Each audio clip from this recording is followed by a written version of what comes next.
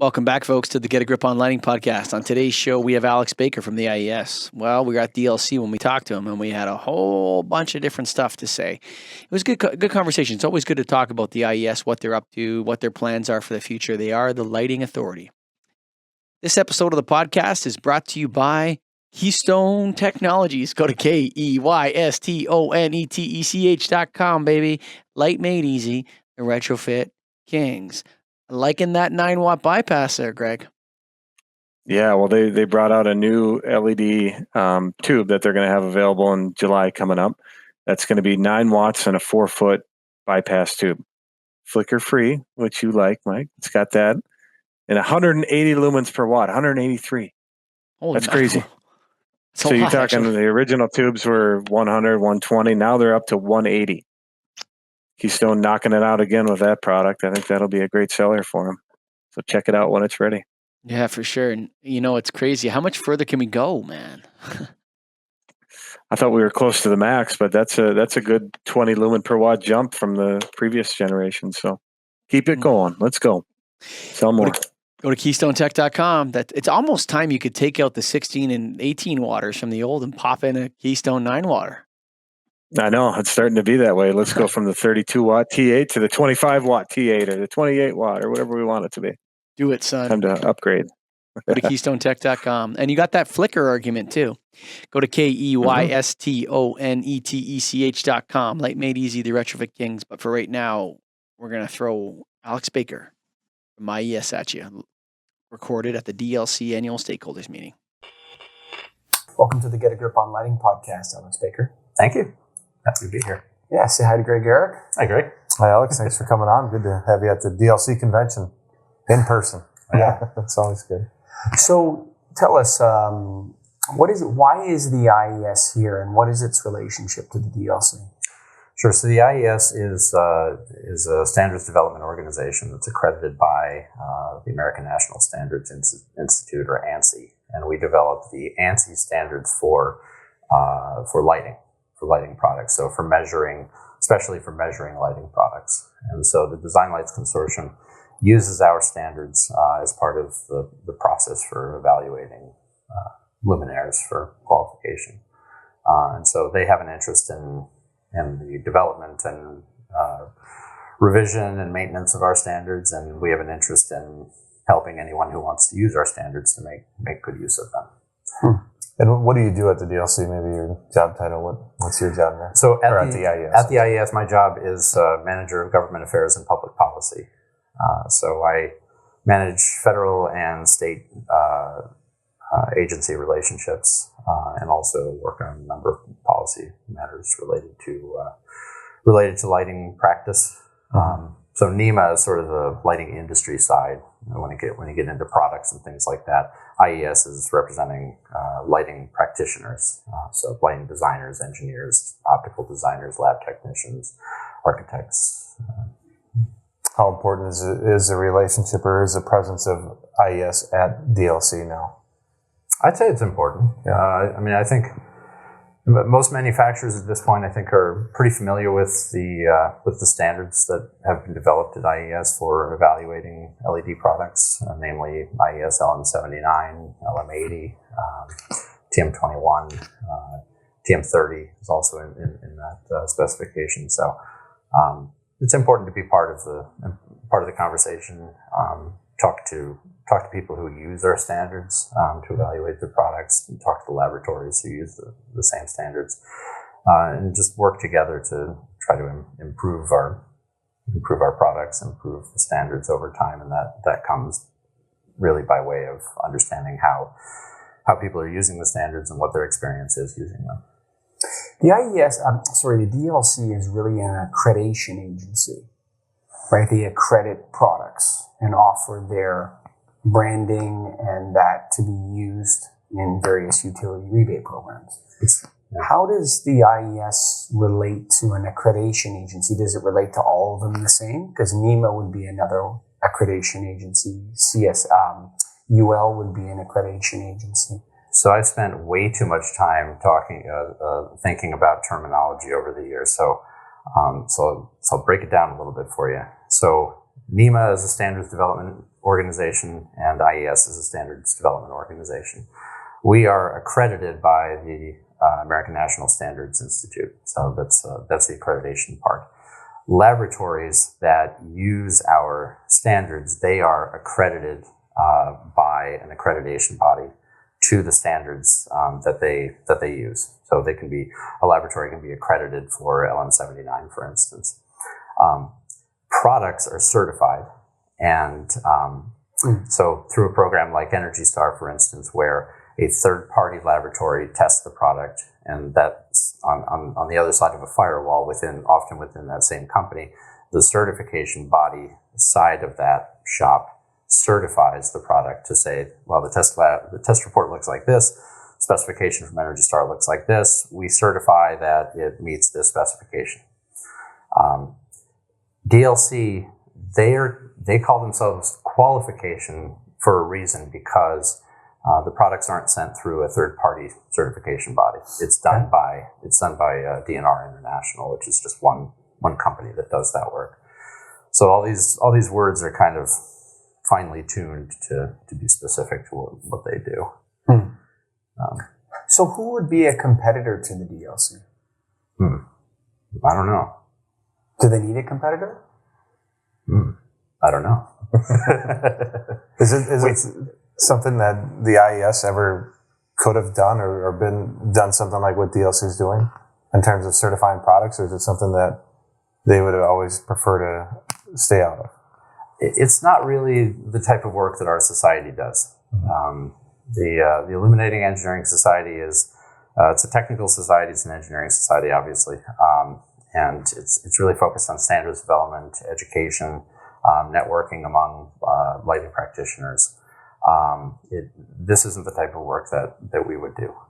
We really sort of stick to what we know. We develop the methods of measurement, standards, technical memoranda and such that are used by organizations like DLC, Energy Star, various others.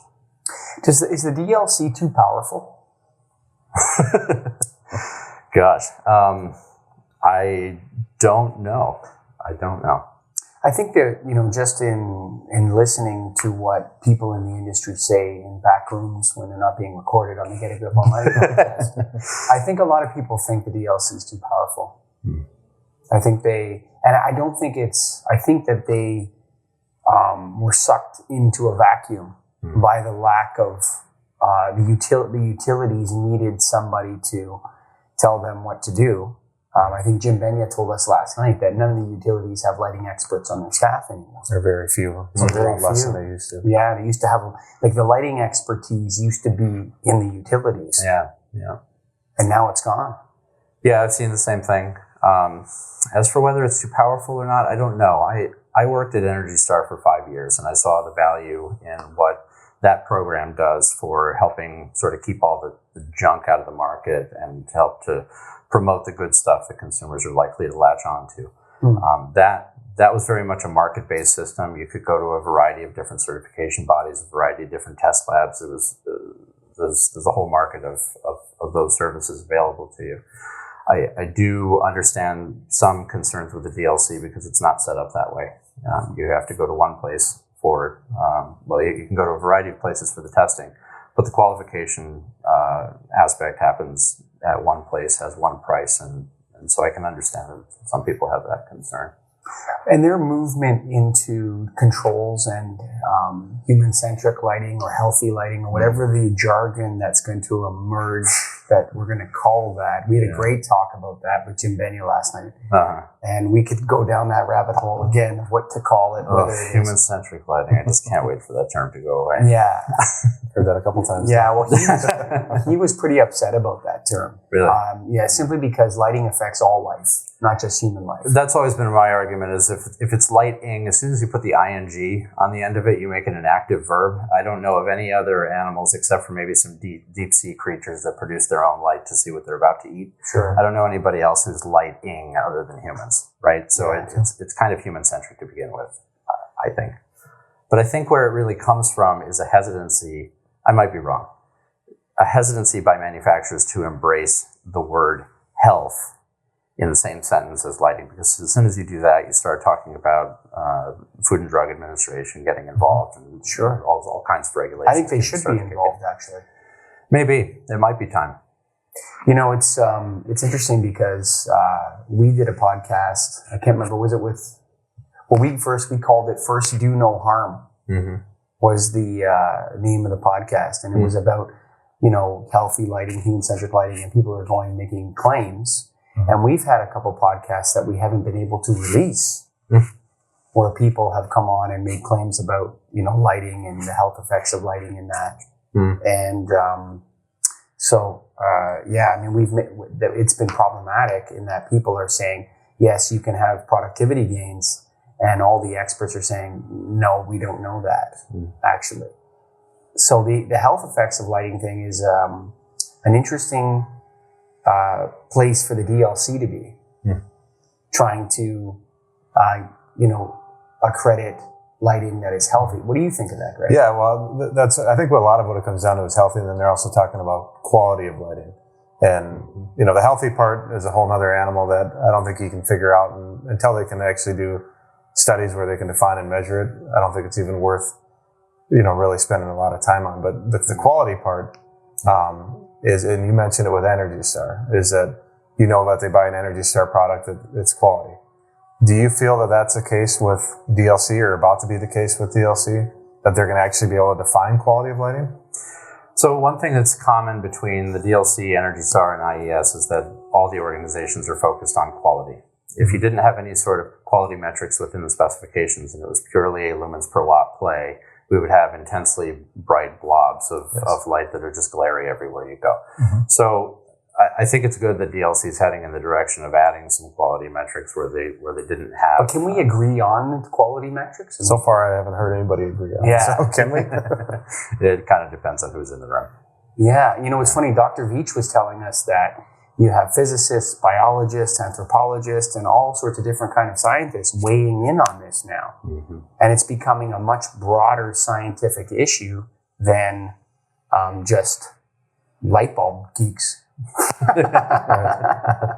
It's true. Yeah, it's true. Isn't that an IES spot to be in, though? That's really you guys. It absolutely is. I mean, it's central to our mission. We exist in large part to help promote quality lighting. Yeah, the world follows you guys. The lighting authority. That's what we need. But it seems like that it's a hot potato being passed around a little bit right now. Where's the IES stand on all this sort of stuff and metrics and that? Are you guys coming up with new metrics? Have you come up with new metrics? Well, so we have TM30, which is sort of a replacement for CRI that's intended to be a little bit more representative of all of the colors that we see day to day. The shortcoming of CRI was that it was sort of based on just a few pastel colors, basically, and really not representative of what our experience is. So that's one. There is a method of measurement being developed in the Testing Procedures Committee for temporal lighting artifacts, which is a fancy word for saying flicker. Yeah, sure. So a method of measurement or a method of measuring flicker will be certainly valuable to the industry. So the society is always working on developing new standards that would help to further the cause of lighting quality. One of the problems I always found with was the linearness of CRI, the fact that it's a linear scale, 0 to 100. Yeah. Color has depth to it as well. Like it's almost a 3-dimensional measurement you need. It's like a depth and a richness. Yeah. And, there's like different levels to it. You have like, how do you describe the color of red wine? And it's highly subjective too. I mean, you should have seen my, how old was he? 82-year-old grandfather. He was wearing one of the pictures I have of him is this bright red blazer, just crazy bright. And I think he wore that because from his perspective, it wasn't all that loud, but everybody around him who were, with younger eyes would look at him and say, "What are you doing?" Some people have said that about this shirt. I think it looks very stylish on you. That's nice. Thank you. So, Greg, we're always looking at this thing from a perspective of leadership, and also that it's kind of, I feel like we're fish figuring out that we're in the water in a way. And that's come up a couple times. It's like, light has a new excitement to it that it seems like we know now that we don't know very much about it in a sense. Do you think that's true as well, that statement? I think we've just hit the tip of the iceberg when it comes to understanding of light's impact on humans. It's an exciting field because there's new knowledge being generated in this area every day. And so it's one of the reasons I'm happy to be in this industry. And it's exciting, but it's difficult for us to define. You know, if you're trying to sell the product. And difficult to sell, I imagine. Yes, yeah. And then you want to know that you're doing something quality. Like flicker is a key issue that we've talked about a lot. Yeah. Do you think there'll be a point at some point that every product is going to have a measure that we can all say, okay, now I get it. I know they're going through that, but this one is, I've seen people advertise 90 or less than 1% flicker. But what is their scale based on? And why doesn't everybody do that? Exactly. So, and ultimately you're going to be drawing a line, a threshold that's going to include a percentage of the population, but there's still going to be a percentage of the population for which that threshold is insufficient. They still see flicker and electric light sources. So where do you draw that line? That's the problem with lighting. Everybody reacts to it differently. So how can you define it, and measure it? I don't know where that's ever going to come. It's hard to draw lines in this space. I'll give you an example. The California Energy Commission a few years ago decided that lamps to be sold in California needed to be either 2700 Kelvin or 3000 Kelvin, full stop. Ignoring the fact that there's a huge swath of the population in California. Hang on. So the state of California, we were talking about California last night too. California's got an attitude problem. All right. They think it's not its own country. Like, why are you making trade barriers between states within a union? I mean, that's crazy. But anyway, it happens in Ontario. It tries to pull the same stunts up in Canada. It's actually more difficult to trade with Quebec from Ontario than it is Czechoslovakia or Czech Republic. Yeah, it's easier to trade with New York than it is. But anyway, long story short. So I lost my train of thought again, Greg. You had it going. Where was I there? So the California Energy Commission decided only warm white. Yes. Incandescent 2700 Kelvin or halogen incandescent-ish looking 3000 Kelvin. And they decided that because, as I understand it, it was another effort to avoid the mistakes of CFLs. In quotes, I say that. And so they decided those two CCTs only. The problem with that is that it ignores that there's a large population of older folks in California, many of whom prefer the higher CCTs because they say that they can see what they're reading better, for instance. It ignores the fact that there's a huge Asian population in California, and a lot of folks who come from Asia prefer the higher color temperatures. If you can go to Hong Kong, which is a really great mix of Brits and Asian folks and people from all over the world. And what's really neat is you can go and look at the side of a residential skyscraper, and every window has a different color temperature in it. Wow. Because you've got the British expats who have their warm white, and then you've got clearly 6500 Kelvin, and then there are a few standouts there with really super blue sources. I got a crazy story for you. Okay, I had an electrician who worked for me, and he was from Pakistan. Okay, and we were doing this is back in the fluorescent days, and we had some extra 4-lamp T5s from this job we were doing, and he asked me if he could have it. I said, "What do you want it for?" He goes, "I want to put it in my living room." 4-lamp T5s. You want to do what? When I lived in DC, the townhouse that we renovated when we moved in, it had 4-foot T12 fluorescent strips just mounted to the wall. That was the light source, and coincidentally, the family that lived there before was a Pakistani family. Interesting. Yeah. They like that bright light. I mean, it's funny. I read a study a long time ago when I started in lighting. You start reading different catalogs and all this sort of stuff. Yeah. And I remember this one catalog, this one study. This guy was making comparisons from it was really old, maybe mid-'80s. And the point he made in the study was that if every home in the United States was lit up by low-pressure sodium lamps, you could pay for the college education of every student in America. And I thought, nothing about lighting if you were to put low-pressure sodium lamps in people's houses. Right. That would be crazy. But there's probably a very small percentage of the population that would be fine with that. Yeah, maybe. But how do you draw these lines? It strikes me as it's frustrating to me that an agency can decide one perspective on things for everyone in such a large population. doesn't make a lot of sense to me. Who did that in California? What agency came out and said we're going to only do 2070? It was part of the CEC, it was the California Energy Commission's decision. I don't get where they even come out with that. That would make sense. It's motivated by the thought that everyone loves incandescent. Yeah.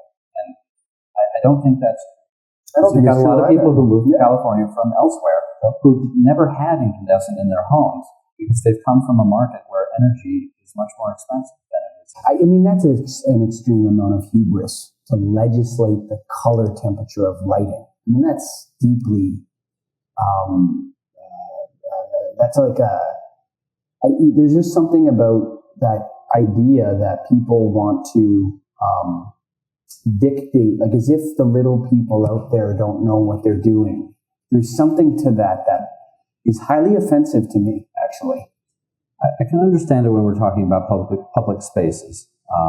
That isn't to say that I think the argument that we shouldn't have cool white street lights because somebody might park a hot dog stand underneath one and get too much blue light, and then they can't fall asleep later in the evening. I'm not saying that. I do understand placing some limits when you're talking about public spaces, but when you're talking about somebody's home, as long as the product is safe, it seems to me they ought to be able to choose what color they have in their home. And there's a ton of different reasons that people might want higher Kelvin temperature lights than other than, and to think that a government, it's an interventionism that I think a lot of people in the lighting business look at and go, why are you wasting your time on that kind of a law? There's so many better things to spend our time on than legislating the color temperature of people's lights. So I think the first do no harm is a good position to start from. Mm-hmm. Let's make lights that are safe, that don't hurt people first. That's going to be interesting to see how this is all defined, because I don't know if it is definable. Quality lighting. I just don't know if it is. I think you can get characteristics that you can measure, but that's about it. I'll take you guys in another direction. So quality lighting to some people is a light source that lasts a really, really long time. Mm-hmm.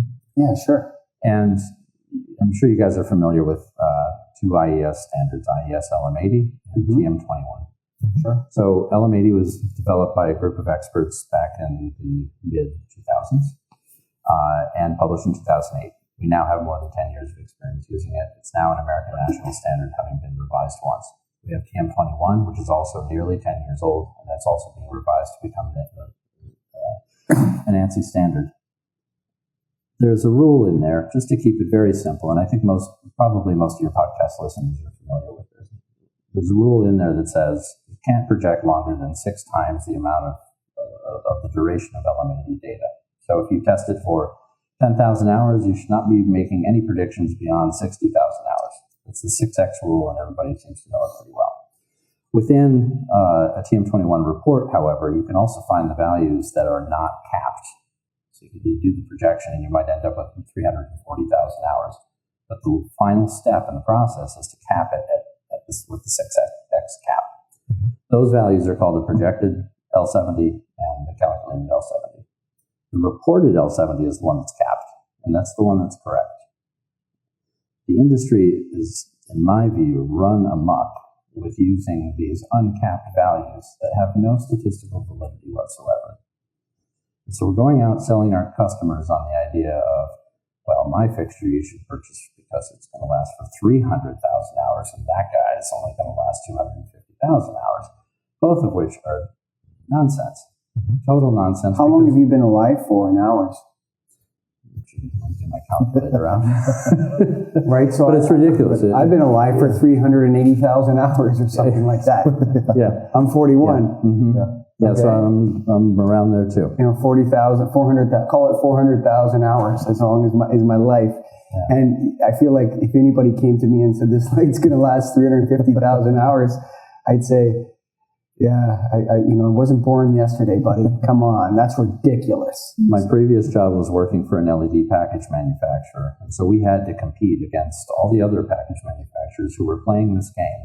Yeah. And everybody knew the game, and yet we kept doing it. And so I'm on sort of a personal. It makes you sad a little bit. Actually. It's frustrating, at least. So I'm on sort of a personal mission to try to raise awareness of this and try to see if I can get the industry to right the ship. We and have a stop policy playing on this show: no 10-year warranties. So we're trying to end the 10-year warranty. Okay. We want to end it. Yeah. That's ridiculous. Nobody should be offering 10-year warranties.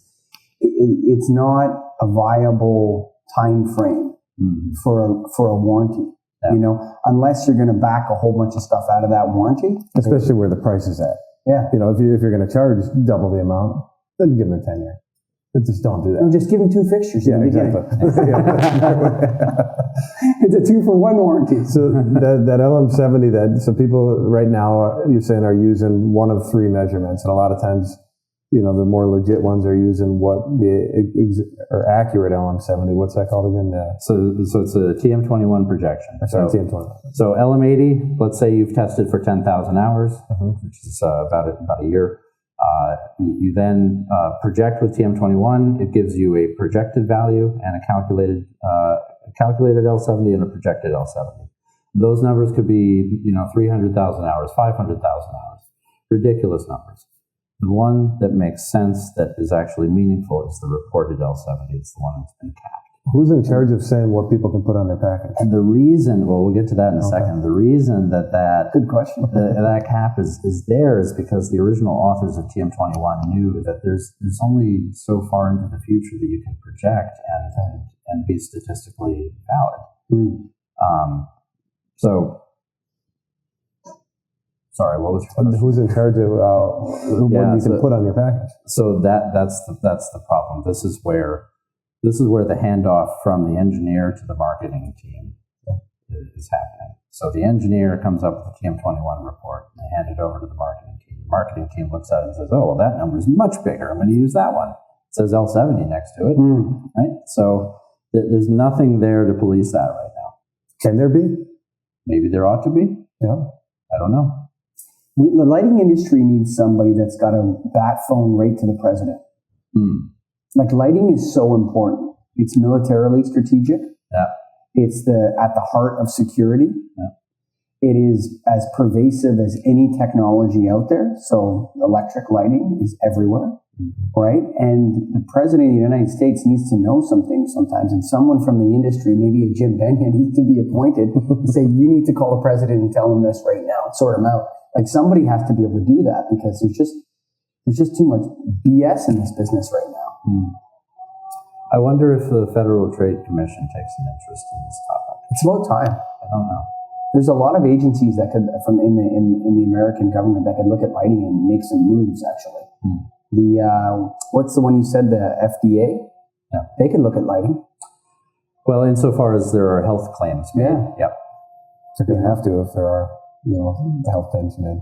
They're going to have to do that. Yeah, but the Federal Trade Commission has the authority to police claims made in the market. Are they the ones that protect consumers, like with packaging? Like, this is not true. Is there another agency that looks at that too, like Consumer Protection Agency? I think it's all housed within FTC. Yeah.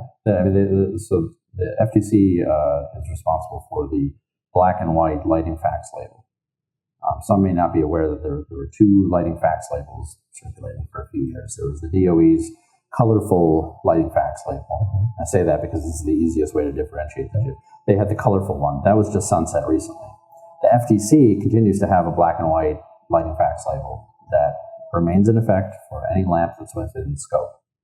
It's an important distinction, because if you're caught selling lamps into the U.S. market and the lamp is within the FTC's scope and you don't have that label on your package, the FTC can come after you. So on that label, does it say the correct figures for the LM80 hours, things like that? No, it doesn't. It's not part of it. Why couldn't it? Could it be? Should it be? Maybe. Be a pretty easy solution, I would think. Maybe it should be. Add it right to it.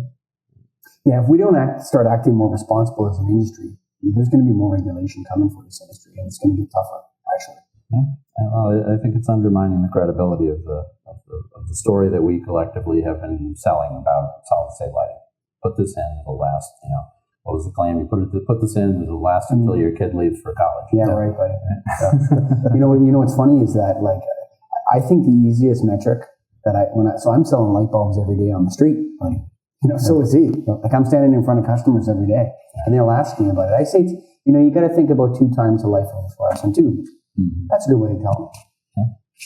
A fluorescent tube is 24,000 hours, apparently. Last time I checked, apparently. Yeah. And I just tell them double that, and that's a good way. CFL is 10,000 hours. If you're putting in an LED, it's double the CFL. It's a good way to look at it, and that's realistic because it also affects. Gives them an idea that the more you use it, the faster it's going to burn out. The more the light level is going to go down. I mean, it's actually, for me, being realistic with it helps win some deals and helps lose other deals. But it's time for the industry as a whole to be realistic. That's what we need to get to. Because you and I are out there battling this, and just like manufacturers are battling it against each other too. Because there are a lot of people out there that just aren't realistic with their claims, and then it kind of screws the whole industry. Yeah, it's time to start pouring scorn on those, like serious industry scorn on those that offend basic principles of life projection, warranties, that are screwing things up. Like the only way to do it is social ostracization in the industry.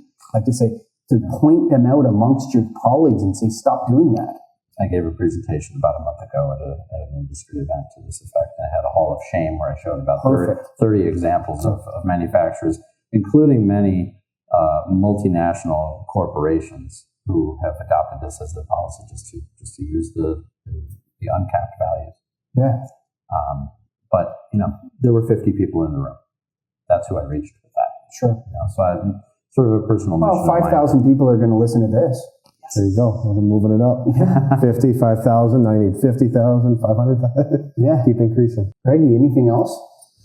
I don't think so. I think it was a good call. That's 30 minutes, 35 minutes. Yeah. That was really 35 minutes. Yeah, it's a bit of a time warp when you get in here. Yeah, it is. It was quick.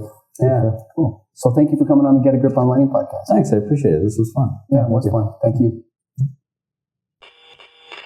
Keystone Technologies. Go to KEYSTONETECH.com, baby. KeystoneTech.com. I'm loving me those 9-watt bypass tubes, man. I can't believe 183 lumens per watt. Wow. Isn't that crazy? Out of an LED tube that bypasses a ballast and it's flicker free. They're really taking care of what needs to be done right now. Giving you the highly efficient LED tube that's easily replaceable, which we all like. No ballast you need. You can bypass it. And you don't have any flicker issue. It's got it all covered. 9-watt Keystone bypass tube, available July of 2019. I love LED tubes. Who doesn't? I love them, man. I mean, I think it's like the vast majority of applications, to me, you should just do LED tubes. I know not the vast majority. I'm talking about retrofit now, right?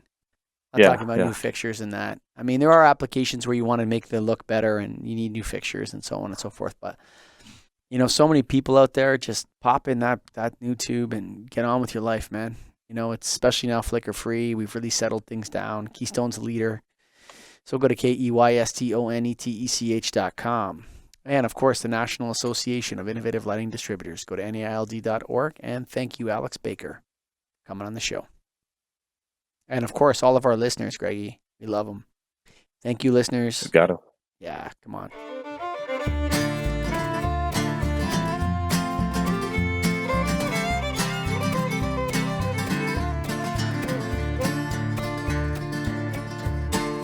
Written on the rectory wall, there's a sign there for all. If you are lost, the Lord is there to find you.